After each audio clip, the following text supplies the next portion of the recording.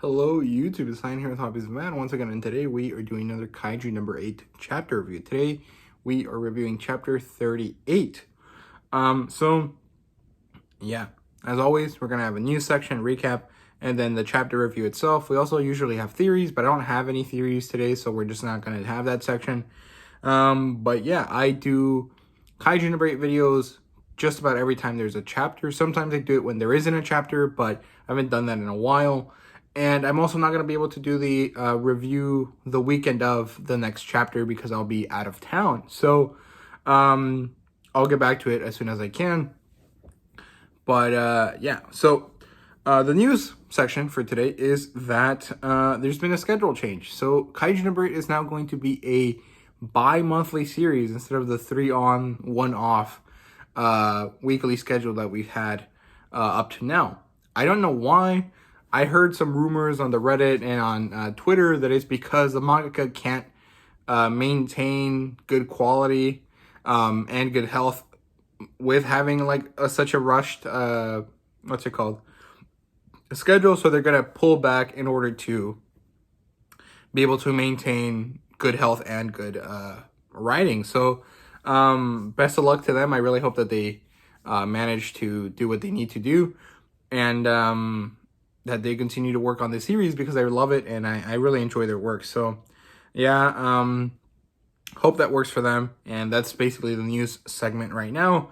The recap here, let's get into it. The chapter from last week, chapter 37, was basically Kafka beating the shit out of Mr. Shinomiya, like hardcore. Like this man was just like ripping into Mr. Shinomiya with kind of good reason. I don't know. I mean, to an extent, it's good reason, but it's also kind of like he went berserk because the kaiju took over, so it's not really justified. So I don't know. It's kind of confusing, but basically, Kafka is beating the shit out of Mr. Shinomiya, and he almost kills him. He's actually about to, but then Kikoru has her moment where she yells, and then she like is scared for her dad, and then she's like, "No, Kafka, I know you. You're not gonna be the one that does this. I believe in you." That sort of stuff. And eventually Kafka snaps out of it. He kind of like breaks free of the kaiju's control. And then we get this like emotional, like inner representation of Kafka where he gets swallowed by the kaiju, not swallowed, sorry. And eventually he doesn't kill Mr. Shinomiya. And, right before he passes out, he says, I'm not Kaiju number 8, I'm Kafka Hibino. And Kafka was a badass in that moment, right? And that's basically what happened last time. If you want a full in-depth review, check it out right there, or check it out at the end of the video. There's a tab where you can go to the whole playlist of Kaiju number 8 videos. But yeah, let's get into the review now. So review for chapter 38. There's 21 pages in chapter 38. Sorry. And basically, it starts right at the end of the last chapter. Kafka is collapsed on the ground, and Mr. Shinomiya tells someone that we can't see to lower their weapon. And then it pans to the guy, and it turns out that it's this guy called Okonogi, which is the same name as the cute girl with glasses that works in Division 3, if I remember correctly, and his name is Gen Okonogi. And this guy is like standing over Kafka with like a giant rifle with a giant bayonet on it, which I think is badass. It looked really cool. I thought it was super interesting. And I really like these like oversized weapons that all of the Kaiju number 8 officers have, all the JDF officers have. I think it's really fun. It's very cool. It's also like ridiculously unnecessary, but I understand that the cool appeal of it is very interesting. Like the rule of cool definitely applies here, and I think it works very nicely. And then Mr. Shinomiya is asked by Okonogi, like, if he wanted to die, if he was looking to die with Kafka, because he didn't say anything. And Mr. Shinomiya is like, no, that's ridiculous. He was just surprised by Kafka's resilience / power. And he calls for medical attention for Kafka and for himself. He says Kafka might have a damaged core, because of how hard they fought, right? And then, yeah, Kafka number 8 is going to be used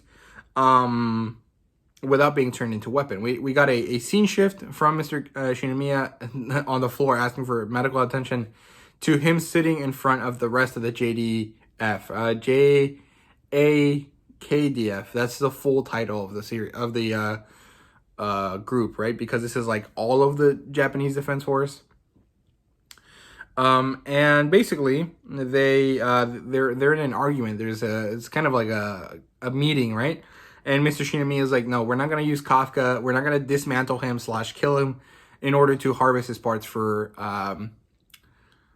weapons because of a few reasons, but mostly it's because Mr. Shinomiya thinks that Kafka is controllable / is a good person / is not going to harm Japanese people, but rather only going to hurt kaiju. So, yeah, but basically everyone objects. And Mr. Shinomiya says that, you know, he's not going to kill him because Kafka's body parts might not actually work for making weapons. Or if they do, it's not going to be with anyone that might actually be able to use them anytime soon. Then he says that Kafka is controllable. Kafka doesn't necessarily have enough power on his own, like without like being in a kaiju form. And what's it called? He says something else, but I can't remember what it was. Oh, and he says that he was already working with the 3rd Division as it is, so really there's no need to change it. And yeah, everyone objects and everyone's kind of like against it, but it kind of seems like Mr. Shinomiya is like the most powerful person there, so it doesn't matter that they disagree with him, which is kind of interesting. And yeah, and then he says, you know, with the rise of Daikaiju, we're gonna need every available person that can fight them to do so. And Kafka, and Kaiju number 8 specifically, has shown that he can fight kaiju on an even playing field, if not kind of overpower them, right? So, yeah, and then we get a little bit of world building there with the mention of this attack that happened 10 years ago that completely decimated the JDF and that hurt a lot of Japanese people. And they mentioned that they lost 200 officers and 3 different captains, and then there's only 30 people in the whole JDF that can actually go toe-to-toe with a Daikaiju, which is a tiny amount. And basically they need more people. And again, the JDF objects. They're like, yeah, man, I don't care. We do not like this idea. This is bad. And then we get a scene shift. And Kafka is in a healing tank, you know, back to style, like Star Wars. He's like floating like Luke Skywalker. And we get a flashback to him as a kid with Mina, and Mina is crying in front of a tombstone or something. She's got like a chest in her hands, which is the ashes of someone called Mito or Miko or something like that. I'm not really sure who that is, but I assume that it's some family member of Mina's. And Kafka sees her crying, and we kind of get the feeling that this was in the attack that happened 10 years ago, but I'm not really sure because that doesn't line up. Kafka and Mina are like 30, and they looked like younger kids at that time, so if it was 10 years ago, they would be 20, so that doesn't work. I don't think that is. I think this is before that attack that Mr. Shinomiya mentioned. And basically Kafka is talking about how because of that memory, when he turned into a kaiju and when he was starting to fight Mr. Shinomiya and, you know, basically pummeling him, he decided that he wanted to die as a human instead of live as a kaiju. And that's why he was turning back into a human, but apparently he managed to survive, and Kafka is surprised by this. And then he wakes up, and he's like, oh my god, I'm alive, what's going on? Then Mr. Shinomiya enters the room, and he's like, Kafka, hey Bino. Well, he doesn't tell him that. He like walks in, and Kafka immediately starts talking to him and like kind of surprised, right? And Mr. Shinomiya is like, hey, don't worry, I'm not going to attack you, you're not in danger. And then Kafka completely ignores what he's saying, and he's like, dang, thank God you're not dead, because I would have never been able to look at Hikaru the same way. I like, it basically, you know, it would be horrifying to kill her dad.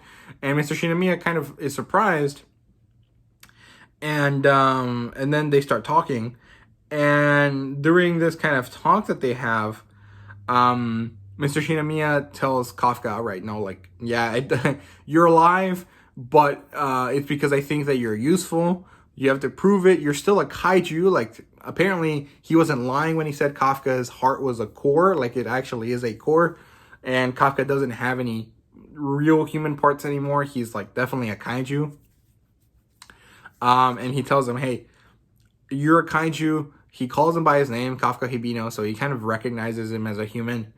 And he tells him that Kafka needs to start being useful. And Kafka gets that kind of like, damn it, I'm only being used as a weapon. What the hell? What am I going to do? And then, you know, as a shonen protagonist, he gets that bit of resolve and he vows that Mr. Shinomiya is going to acknowledge Kafka as a human once and for all at one point in the future. Very Naruto-like. I liked it a lot. I thought it was really great. And that's basically it. And then we get another scene at the end where we see Kaiju number 9 come back. This man molted his body because he's kind of like a bug, I guess. Every time I see him, I think of something else. Like the first time they introduced Kaiju number 9, I thought of a shark, like a hammerhead shark. And then I thought of funguses or fungi. And now I'm thinking about bugs. But basically, I think he generally represents kind of like pestilence and kind of like rot and disease and stuff like that. And so he has a lot of like general ideas that kind of come with that, like locust being bugs, so he sheds his skin, and snakes and stuff like that that have venom, and of course fungi, which are like things that live in rot and decomposition. So very interesting. I really like the kind of what's it called, symbolism that he has. It's very interesting. But yeah, that's the whole chapter, and I don't really have anything else to say about it. So that's basically it for me. I hope you guys enjoyed this video. Let me know what you thought about the chapter, and what do you think about this new schedule that's going on? I personally find it to be okay. I also think that it's probably going to mean that we're going to have a few more pages per chapter, but that's not necessarily the case. I was looking at other bi-weekly and monthly series on the Shonen Jump app, and the other one that I know for a fact is bi-weekly, which is My Hero Academia Vigilantes, only has 20 pages per chapter. But then there's monthly series that have like 40, and then there's One Punch Man that has like 30. So who knows how many pages we're going to get. But I'm assuming it's going to be in the 20 to 25 range for the foreseeable future. So yeah, I'm excited to see where this goes, and I hope you guys enjoyed this video. If you did, please leave a like, subscribe, and comment down below. Let me know what you thought. Thank you guys so much for watching. I really do appreciate it, and see you guys later.